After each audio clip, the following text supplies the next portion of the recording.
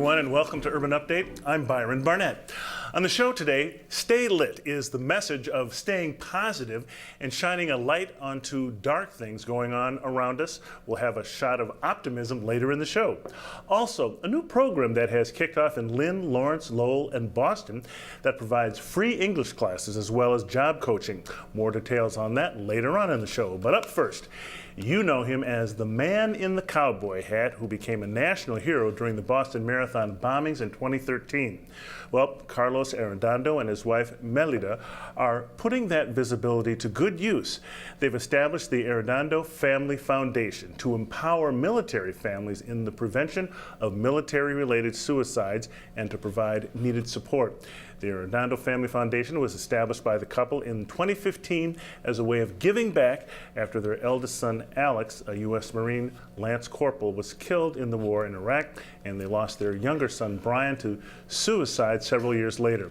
The Arredondos have dedicated themselves to causes that give voices to those who cannot speak for themselves. On September 28th, the Arredondo family, along with Governor Charlie Baker and others, dedicated a bridge to the memory of Alex and Brian Arredondo. The bridge is the first in Massachusetts to be named for an individual lost to suicide.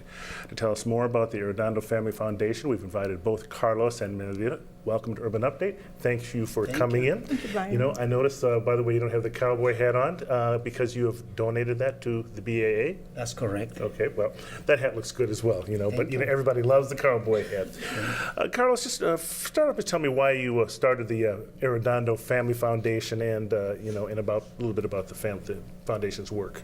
At the time that we lost my younger son, Brian, by suicide, we already experienced other families, military families, who've been going through the same ordeal, losing loved ones after another one lost their life in combat. So we decided to share our grieving process with the community, with the military community, in which we was been sharing everything we know already, and we've been also learning through the process in order to start this foundation with experience, and people who work for us, they're all military personnel as well, you know, military families, and so we all have experience on that issue. Mm-hmm. Now, Melody, we should, I want you to talk to me about this, that bridge dedication ceremony. It was in Jamaica Plain, and I should also point out that the two of you as a couple, you know, lost children. You are the boy's stepmother, of course. But talk to me about the bridge dedication. It's, I believe the bridge is on, it goes over Route 9 in Jamaica Plain there. That's right. That's right. Yes. And how it all came about. Well, we were approached by a gentleman named Rob Mader, and he heads the organization Bridges for the Fallen.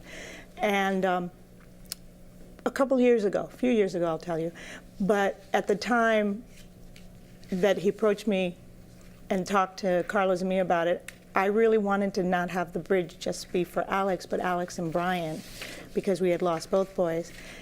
And then finally, the last fall, we said, yeah, we're going to do it. So he explained to us how to go about doing it, contacting our state reps, and Jeff Sanchez was very key in getting this done, the representative for Jamaica Plain in that area. So we watched it go through. We got to know Cynthia Cream, who got it out of committee, and finally in January, everything was all set and it got signed into law. Okay, all right.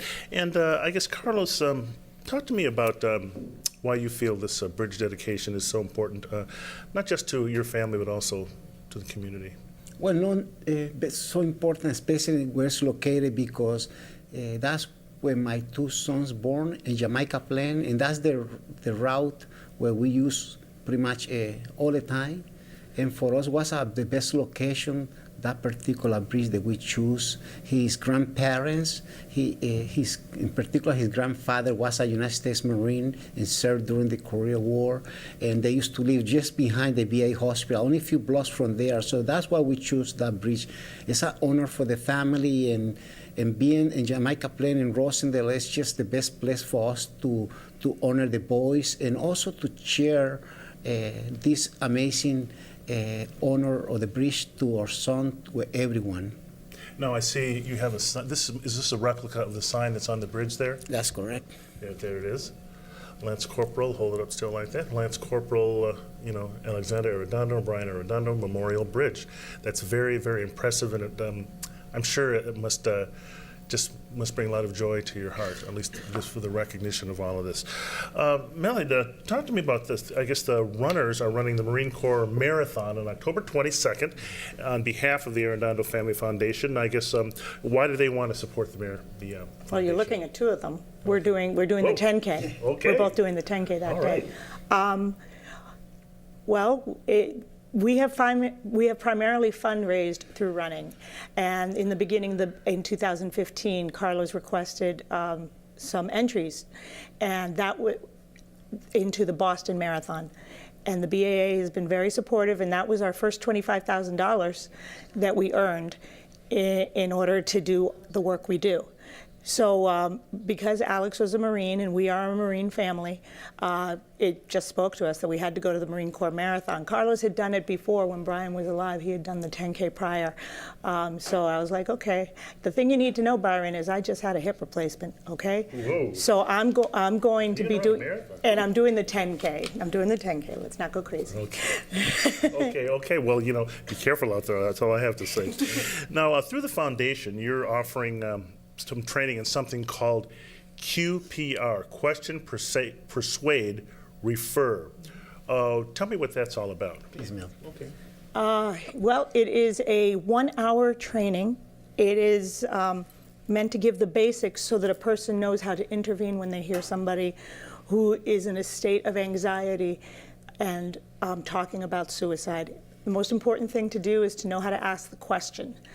And this past weekend, we actually received some more training on how to ask that question, which will be incorporated into it through TAPS, an organization that helps those who've lost somebody to military suicide. And so we've already done close to 200 people, primarily firefighters and police officers, because there are a high number of veterans who work there, and also because these are professions that run across military families and veterans who, including their own loved ones, who might be experiencing the type of stress that can lead to suicidality. Have you seen that this type of training works, that it actually helps? It actually is a best practice, and it's been, evaluated back and forth.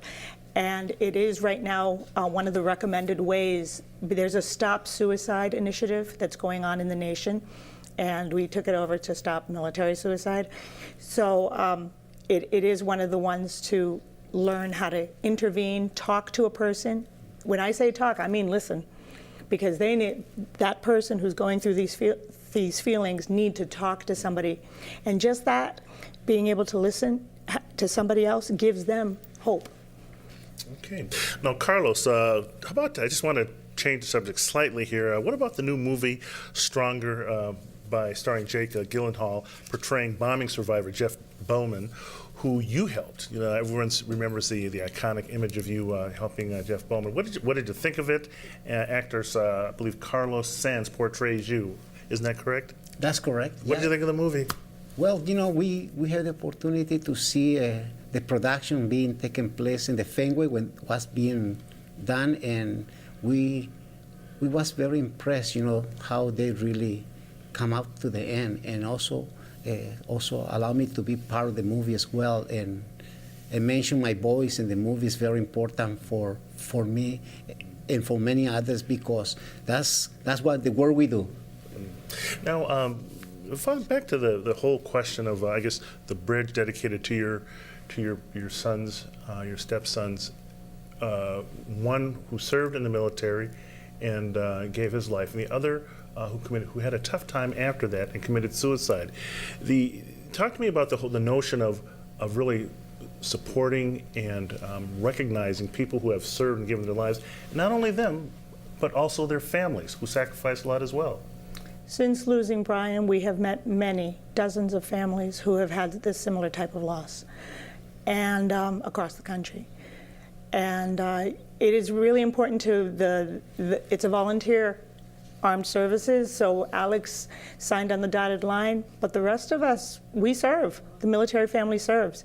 And at the time that we lost Alex, there was not much in the way of support systems for the remainder of the family. In the past few years, even the Marine Corps has a long-term casualty assistance operation. But at the time that we needed it, it wasn't there. And that's part of the reason that inspired the foundation, so that if this happens here in the Commonwealth of Massachusetts, and possibly beyond, that they would have a support system. Okay, Melida and Carlos Arredondo, thank you both for coming in. Thank and you. you know, yeah, great to see both of you, and best of luck in the future. I know you're still going through a lot, having lost both of your sons, but you know, you're pressing on with a lot of important work. Thank you very much for that. Thank you. Okay, coming up next, a new program that provides free English classes as well as job coaching. All the details right here on Urban Update.